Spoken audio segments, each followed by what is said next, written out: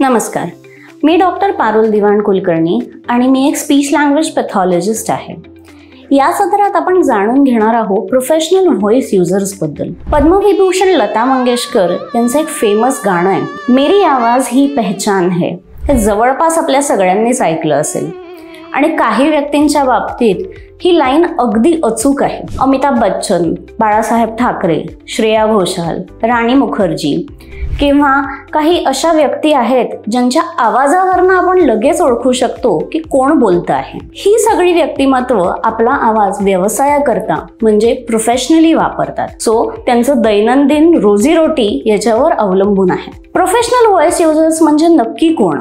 तर singers, actors, विशेषतः theatre actors. सिंगर्समध्ये playback singers किंवा ॲक्च्युअली जी लाईव्ह ऑर्केस्ट्रामध्ये गातात असेही गायक इन्व्हॉल्व्ड आहेत। पॉलिटिशियन्स, ज्यांच्या वक्तृत्वाच्या कलेवर त्यांची अख्खी व्होट बँक अवलंबून आहे। टीचर्स, जे आपल्या फ्युचर जनरेशन्सला एज्युकेट करत आहेत। आणि आम्ही म्हणजे स्पीच लँग्वेज पॅथॉलॉजिस्ट व कोर्ट लॉयर्स, ज्यांना व्यवसायाकरता आपल्या आवाजाचा वापर करणं अत्यंत गरजेचं आहे। हे सगळे झाले प्रोफेशनल व्हॉइस युजर्स किंवा व्यवसायाकरता आपला आवाज वापरणारी व्यक्तिमत्व। या सगळ्यांमध्ये सगळ्यात कॉमनली कुठल्या पॅथॉलॉजीज आढळतात?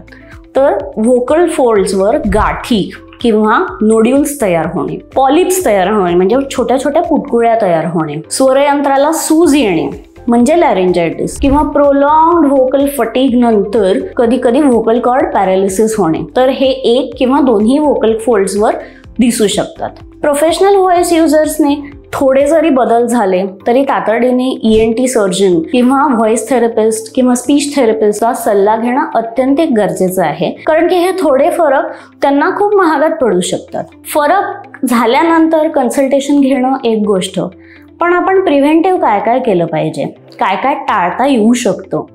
तर इरेग्युलर लाईफस्टाईल, शक्यतो जेवणाच्या वेळा कॉन्स्टंट ठेवणे आणि आपल्या परफॉर्मन्सच्या आधी शक्यतो कॅफीनचे सेवन अवॉइड करणे।